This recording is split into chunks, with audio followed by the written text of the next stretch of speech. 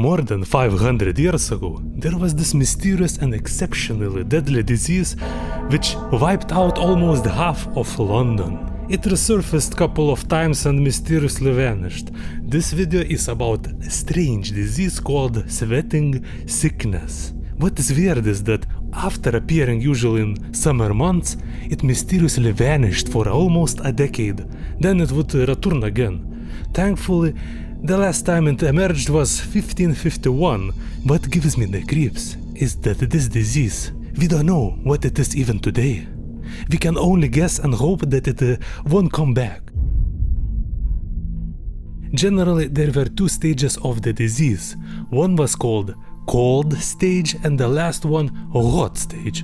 First one, the cold one, typically lasted up to 3 hours. It began with a feeling that something was not right, like something horrifying is coming, which was followed by extreme headaches and violent shivers. It was like a flu on roids, because symptoms were similar. However, this thing killed people in one day.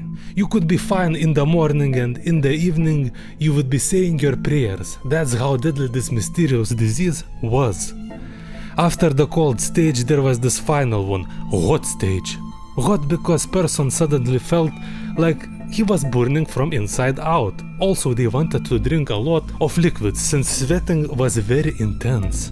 Even more intense than being in the first date. What followed next was irresistible urge to sleep, which in normal disease terms would mean resting and getting better, but with this nasty one it often meant death.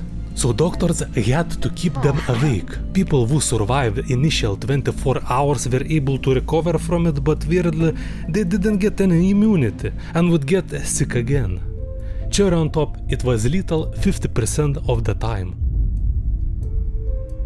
Since it happened so long ago, we are not sure how it got transmitted. Some speculate that since it was also affecting lungs, it may have spread through the air, but that's only speculation. What is also interesting is that this disease didn't give a crap if you are young, old, lived in poverty or inexpensive clean mansion. It did not discriminate and cut through everybody except infants and little kids. It was called stoop galant because even proud rich people had to stoop or bow to this monstrosity.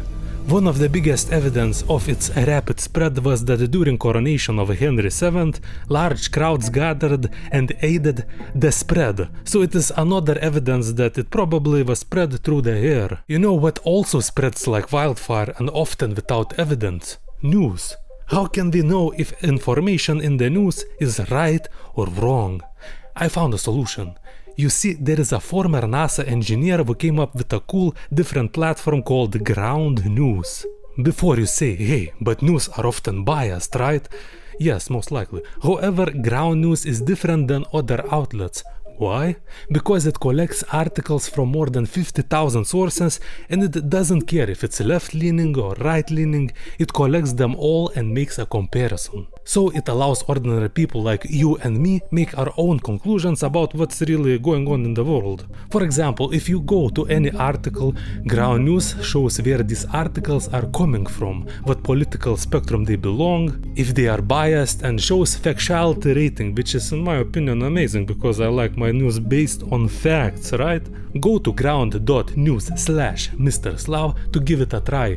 If you sign up through my link, you will get 40% of the Vantage plan, which is what I use to get unlimited access to all the features. I highly recommend you take a look for yourself to see a data-driven way to consume your news.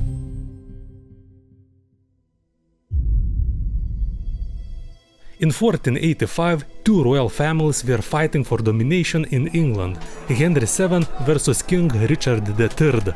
Henry the Invader won, but as some sort of a weird curse, a deadly disease appeared. It started developing in Henry's army, but instead of not spreading any further, they decided to go to one of the biggest towns called London. Not more than 2 weeks had passed and the disease started spreading through civilian population and more than 15,000 people had died, including some nobles. 15,000 people, by the way, is a lot since the population at the time in London was around 50,000. Panic began to spread just like a disease, and some believed that this was a sign of God that Henry VII is a bad guy. There is evidence that King Richard III, who lost the battle, knew about the disease before it spread to Henry's army. Anyway, this sickness resurfaced in 1492 and in 1502, but didn't do much damage.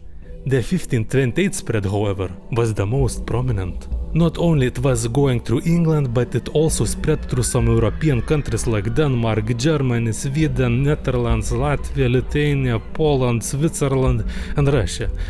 It stopped at Scotland and Wales. I mean, Scots were pretty scary at the time.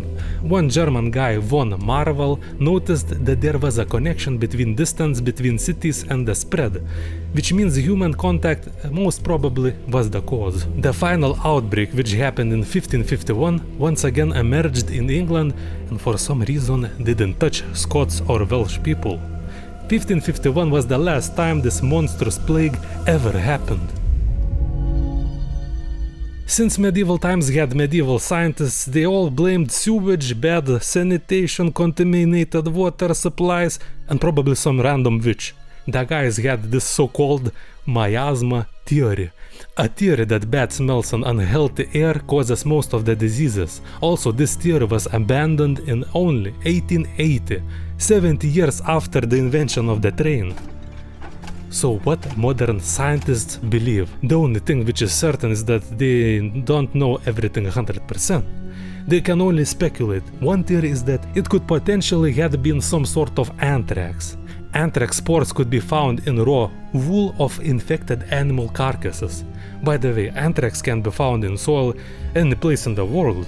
Not only they can be found there, but these bacteria also form a hard shell around them and can survive in soil for decades, which frankly is terrifying. But it couldn't be the same anthrax that it is today, because our dear anthrax is more gentle with us. It takes it at least 2 days to finish us, and the sweating sickness needed only 1 day. Another theory is that this disease was caused by ticks and lice. Since sweating disease usually happened in summer and early autumn, this could be explained by more active blood suckers, which can potentially cause a relapsing fever.